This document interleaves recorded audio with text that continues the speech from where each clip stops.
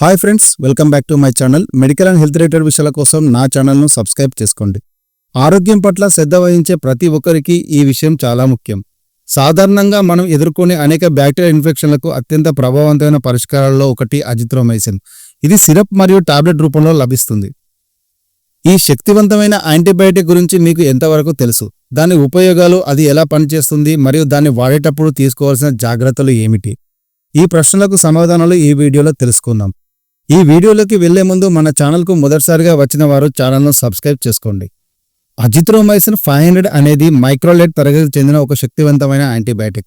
ఇది బ్యాక్టీరియా పెరుగుదలను అడ్డుకోవడం ద్వారా పనిచేస్తుంది. బ్యాక్టీరియా తన పెరుగుదల, పునరుత్పత్తి, తన మనుగడకు అవసరమైన ప్రోటీన్లను ఉత్పత్తి చేయడానికి రైబోజోమ్ అనే భాగంపై ఆధారపడతాయి.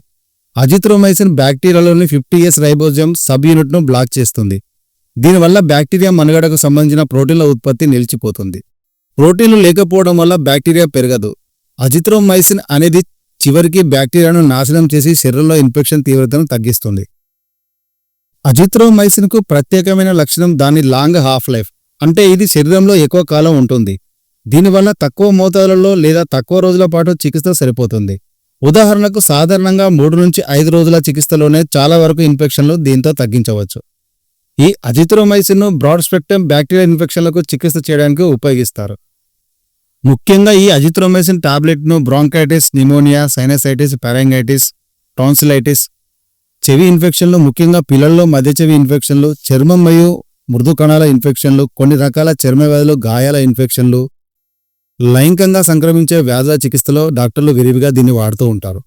HIV రోగులలో కూడా దీన్ని విరివిగా ఉపయోగిస్తూ ఉంటారు. ఇది కేవలం బ్యాక్టీరియల్ ఇన్ఫెక్షన్లకు మాత్రమే పనిచేస్తుంది. జలుబు లేదా ఫ్లూ వంటి వైరల్ ఇన్ఫెక్షన్లకు కాదు. స్వీయ వైద్యం ఎప్పుడూ చేయకూడదు. మీ వైద్యుడి సలహా లేకుండా ఎటువంటి మందులను తీసుకోకూడదు. వైద్యులు సూచించిన మోతాదు మరియు వ్యవధిని ఖచ్చితంగా పాటించండి. మీరు బాగా అయినట్లు అనిపించినా కూడా కోర్సును పూర్తి చేయాలి. మధ్యలో మానివేయడం వల్ల ఇన్ఫెక్షన్ తిరిగి వచ్చే అవకాశం ఉంది లేదా ఇన్ఫెక్షన్ పెరిగే అవకాశం ఉంది. ఈ అజిత్రోమైసిన్ టాబ్లెట్ వాడినప్పుడు కొన్ని సాధారణమైన దుష్ప్రభావాలు వచ్చే అవకాశం ఉంది. ఉదాహరణకు విరోచనాలు, వికారం, కడుపు నొప్పి, తలనొప్పి వంటి సాధారణ దుష్ప్రభావాలు వచ్చే అవకాశం ఉంది. ఈ దుష్ప్రభావాలు ఏమైనా సీరియస్గా ఉంటే వెంటనే మీ డాక్టర్ సలహా తీసుకోవడం ముఖ్యం. గర్భవతులు, పాలిచ్చే తల్లులు, కాలేయ లేదా గుండె సమస్యలు ఉన్నవారు ఈ మందును వాడే ముందు తప్పనిసరిగా వైద్యుడి సలహా తీసుకోవడం మరవకూడదు. అజిత్రోమైసిన్ 500 అనేది అనేక బ్యాక్టీరియా ఇన్ఫెక్షన్లకు ఒక సమర్థవంతమైన పరిష్కారం. ఈ వీడియో గనుక మీకు నచ్చినట్లయితే లైక్ చేయండి, షేర్ చేయండి, సబ్స్క్రైబ్ చేయండి. మీ స్నేహితులతో పంచుకోండి. మరిన్ని మెడికల్ అండ్ హెల్త్ రిలేటెడ్ విషయాల కోసం నా ఛానల్ను సబ్స్క్రైబ్ చేసుకోండి.